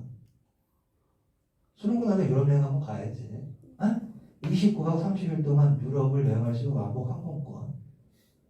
그 다음에 좋은 호텔은 아니고 에어비앤비, 숙소 29박 30일. 그 다음에 용돈도 있어야 되잖아. 하루에 얼마 정도면 되겠니? 하루에 한 100유로? 100유로면은 한 13, 14만 원 정도 되니까 그러면 한 3천 유로 정도 되면 되겠네. 자, 약속. 남학 선생님 약속할게. 남학생 하나, 여학생 하나 뽑아서 항공권, 유럽 왕복 항공권, 숙박권, 그 다음에 5천 유로, 를 넣을 수 있는 봉투를 줄게. 봉투 주겠다고. 그 넣을 수 있는 항공권, 숙박권, 그 다음에 5천 유로를 넣을 수 있는 뭘 주겠다고? 봉투를 주겠다고. 그치? 이게 우리말의 특성이야. 자, 봐봐. 우리말은 주어가 나온 다음에 가운데 이박이 넣는 거야. 그 다음에 제일 중요한 걸 나중에 넣어. 네? 그래서 우리 농담처럼 우리말은 뭐 해야 된다고? 끝까지 들어가야 한다 이런 얘기를 하지. 중요한 정보가 제일 뒤에 있다고. 귀납적이라고. 근데 영어 유형식 뭐지? SV야. 주어 동사. 그치? 이 형식 뭡니까? SVC지. 3형식 뭐예요? SVO지. 4형식 뭡니까? SV, IO, DO지. 그치? 오케이? 5형식 SV, O하고 업제 컴플리먼트지. 만약에 좀 전에 이야기를 선생님이 여러분들한테 했다면 난 어떻게 해줄 거냐면 내가 줄게 봉투를 그 다음에 후칭할 거야. 내가 만약에 영어로 얘기했다면 내가 줄게 봉투를 하고 그 다음에 이러이러한 것이 충족되면 무슨 말인지 알겠지? 영어는 연역이야. 선생님이 사대주의자가 아니라 얘는 비논리야. 얘는 논리적인 언어야. 얘는 점의 논리야. 얘는 선의 논리야.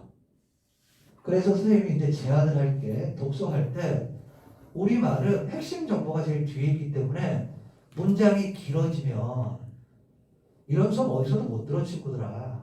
이렇게 과학적으로 글을 분해하고 이런 거 어디서도 못 들어요. 어? 나 최원창이야. 응? 최원창이야. 오케이? 그러면 상위권 학생 독서 만족도 1위. 그치? 압도적이야. 잘 들어. 내가 만들어줄게. 자, 봐봐. 우리말은 문장이 길어져. 그럼 여러분 이런 경험 할 거야. 읽다가 내가 뭘 읽는지 놓치는 경우가 있어. 말이 어려워. 뭐 읽고 있는 거지? 그래 이렇게 있으면 내려가야 되는데 계속 여기에 맴도는 거야. 자, 팁을 하나 줄게. 글을 읽다가 내가 무엇을 읽고 있는지 핵심이 잘 안 잡히면 영어처럼 읽어. 자, 이렇게 읽는 거야. 주어 잡고 서술어 잡고 목적어 잡고 그 다음에 다른 걸 읽어요. 이게 친구들아 큰 정보야. 이게 세부 정보야.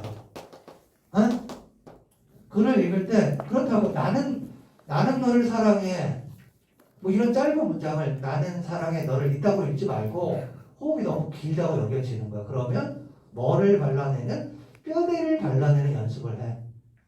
오케이? 매우 효과적일 것이야. 그래서 선생님이 이제 내가 수업하다 보면 선생님이 그런다. 야, 주어가 뭐냐? 선생님 계속 물어봐. 야, 주어가 뭔데? 서술어가 뭐니? 한다고. 뭐? 이런 거야. 거기 주어가 뭐냐면 논리처럼 놓은 거야. 그치? 주었다야. 뭐? 영향을. 첫 번째 문장에 왁구를 잡으면 논리처럼 논거의 영향이야. 첫 번째 문장을 보면 비트겐슈타인이 1918년에 쓴 논리처럼 논거는 비인학파의 논리 시스템을 비롯해서 20세기 현대 철학에 영향을 주었다자. 이거지, 그렇지? 왁구 잡아보자고요. 선생님 왁구라고 얘기해. 큰 정보를 잡아보자고. 주어가 뭐냐고. 전체 문장의 주어가 뭐야? 논리처럼 논거야. 서술어가 주었다야. 목적어가 영향을이야.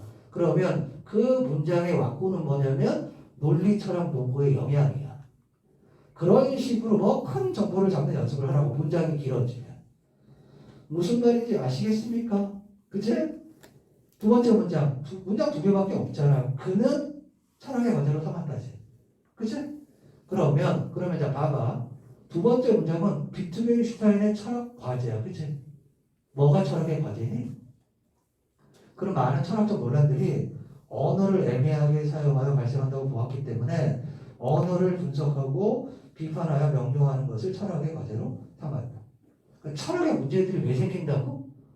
언어를 애매하게 쓰기 때문에. 그래서 비트겐슈타인의 철학의 과제는 뭐다? 언어를 어떻게 사용하는 거? 명확하게 사용하는 거. 그러면 1문단의 핵심은 뭘까? 이 글은 무엇에 대해서 이야기하는 거야? 이 글은 비트겐슈타인은 뭐 얘기하고 싶었던 거야? 얘기하는 게 뭐야? 뭐 얘기하고 싶어?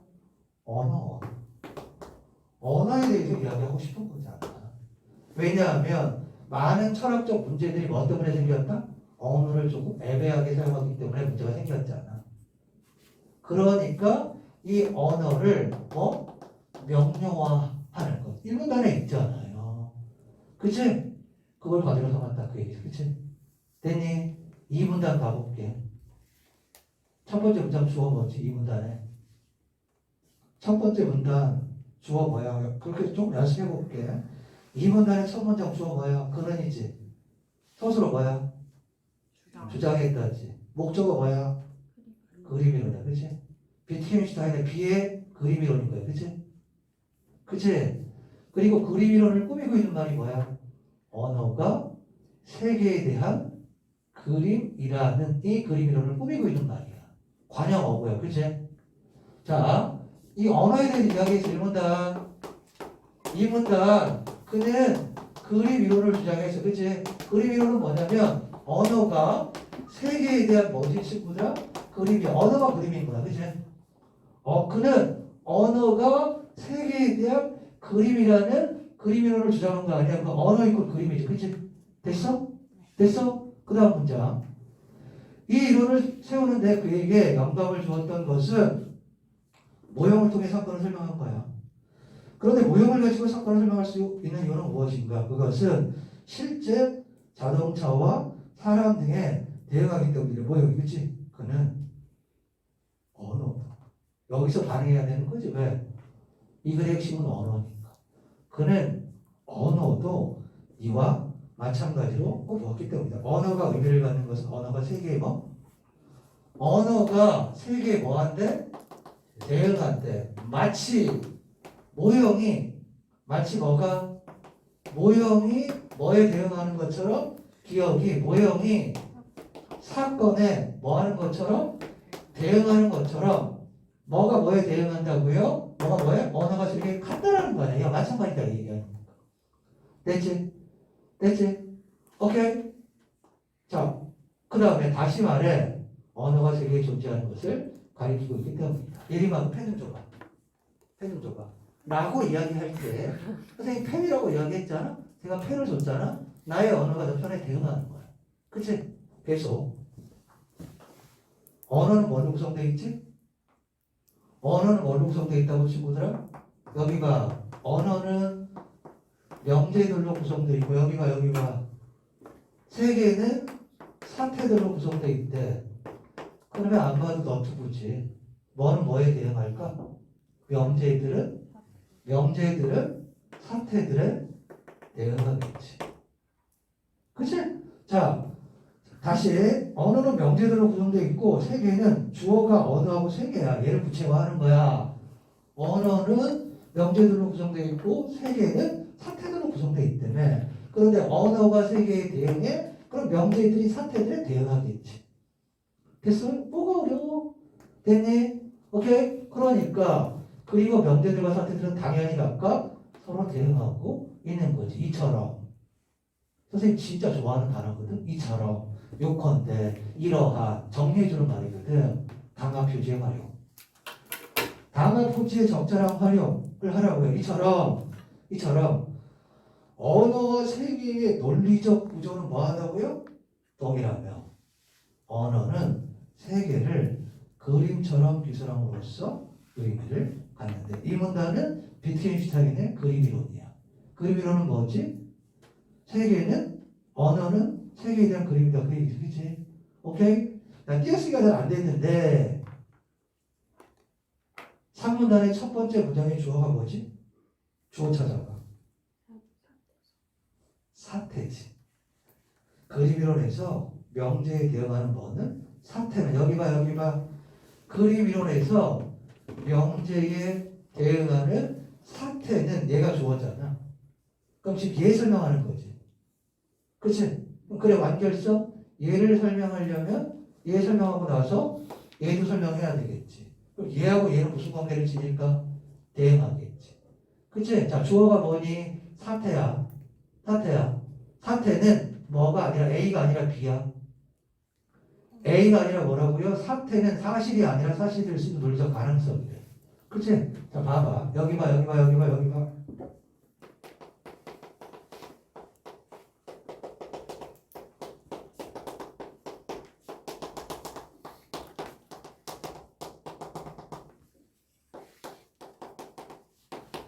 문장이 이렇게 돼 있잖아.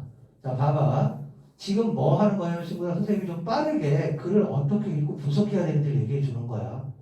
자, 아까 글의 구조하면서 이야기를 했고 지금 뭐 얘기한 거냐면 큰 정보 잡는 연습해 주는 거야. 영어처럼. 주어 잡기.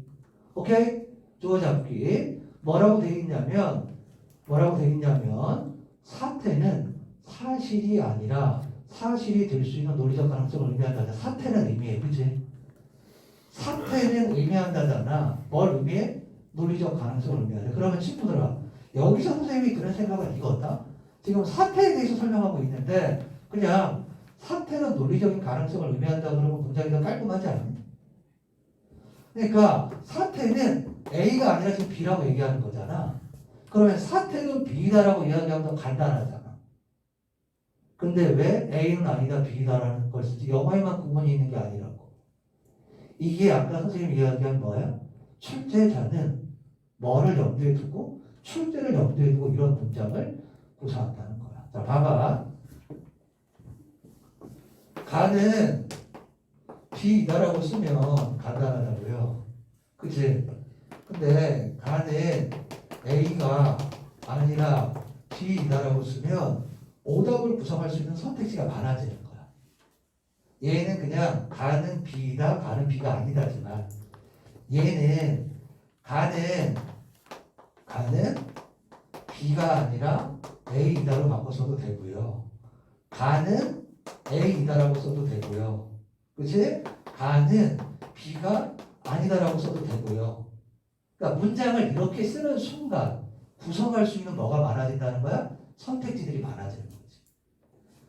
이렇게 가는 B다라고 짧게 단정적으로 효과적으로 쓰면 선택지를 구성하는 게 어려워. 문제를 출제하기가 어려워. 어? 그런데 문장을 이렇게 쓰는 순간 뭐가 되는 거야? 선택지가 여러 개가 나와. 아까 선생님 얘기했잖아. 글을 쓸 때 뭐 한다고? 아 이렇게 써야지. 그래야 뭐 얘들아 출제를 할 거 아니겠니? 그렇다면 우리는 뭐다? 그러면 니네가 그러면 출제자 니네가 그러면 우리는 니네 의도를 파악해서 읽을 때 뭐 한다고? 반응하겠다고. 왜? 사태는 논리적 가능성을 의미한다. 이렇게 간단히 쓴 게 아니라 사태는 사실이 아니라 사실이 될 수 있는 논리적 가능성이다. 라고 썼지? 주의하는 거야. 더 집중하는 거야. 무슨 말인지 알겠지? 계속합니다. 자, 사태가 실제로 일어나서 그것을 기술하는 명제는 참이되지만, 그치? 아니, 따라서 읽어야 되는구나. 따라서. 그 다음에 주어 뭐니? 두 번째 문장의 주어 뭐야? 명제들은이잖아. 그치? 똑같이. 여기 봐봐, 친구들아. 자, 사태는, 여기 봐. 사태는 사실이 아니라 사실이 될 수 있는 논리적 가능성이야. 그치? 따라서 명제는 그림이라고 그랬잖아. 무슨 그림이 아니라? 사실적 그림이 아니라 뭐가 되는 거예요? 사실적 그림이 아니라 뭐가 되지? 논리적 그림인 거지. 그치? 그래야 이 둘이 뭐가 될까? 대응이 될 거 아니겠습니까? 됐어요? 그래. 자, 선생님이 조금 그러니까 잘 이해 못해도 돼, 친구들아. 첫 술에 내버릴 수 없는 거고 난 그렇거든. 내가 어떤 것들 선생님 되게 고민을 많이 했을 거 아니에요. 어떻게 하면 애들 성적을 올릴까? 어떻게 하면 효과적으로 실력을 올릴까? 고민을 많이 했거든. 응? 근데 선생님 한 번 딱 얘기했는데 다 알아듣고 그대로 적용이 되면 난 그런 애들은 싫어. 그리고 그런 애들 별로 없을 거야. 그런 애들 좀 대학에 갔을 가능성이 높거든. 그러니까 잘 안 돼도 뭐 하라고 친구들하고 고민을 하라는 거야. 수없이 많은 반복을 해야 뭐가 되는 거야? 내게 되는 거야. 그치? 오케이? 선생님 프린트 제일 앞에 펴봐. 선생님 제일 좋아하는 거.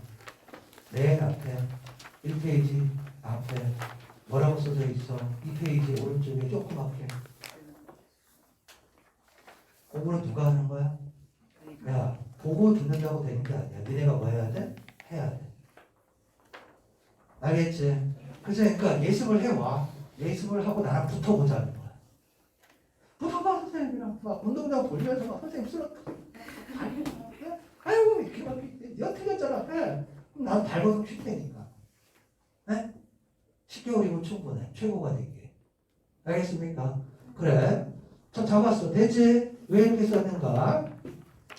자, 어떤 명제가 주어 뭐니? 어떤 명제가 의미 있는 뭐에 대해서 이야기하는 거잖아. 요거 지금 뭐래? 논리적 뭐야? 그림이지. 얘는 뭐고? 논리적 가능성이고 이 둘이 대응하겠지. 논리적 그림의 논리적 가능성이 그치?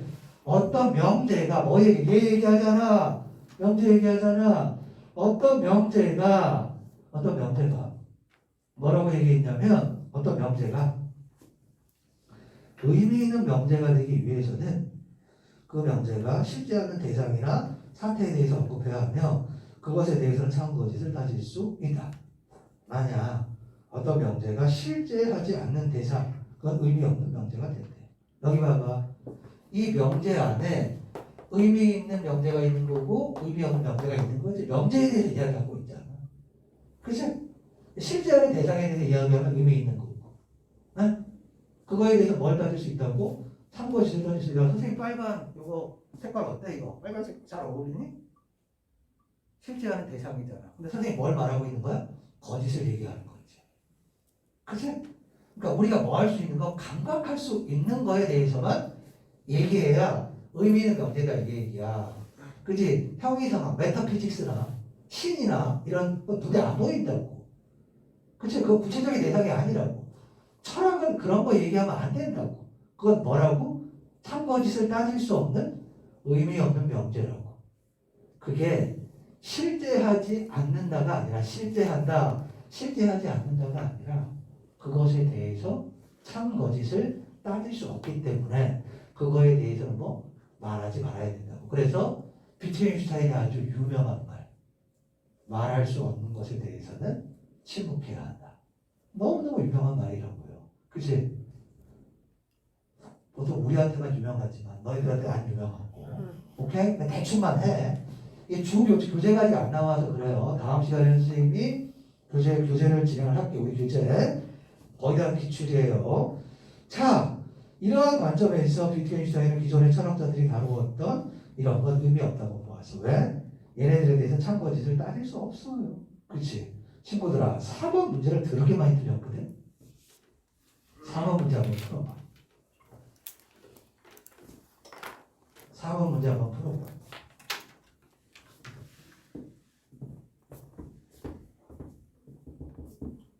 3, 4번 문제 풀어봐. 3, 4번.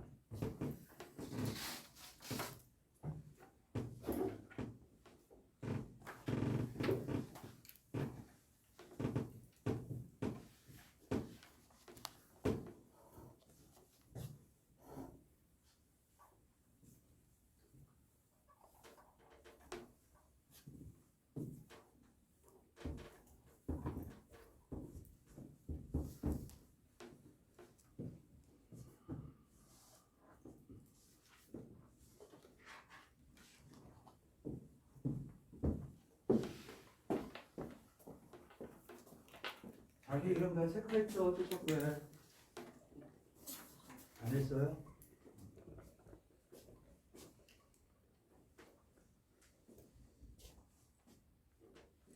안 하는 친구들은 지금 합시다.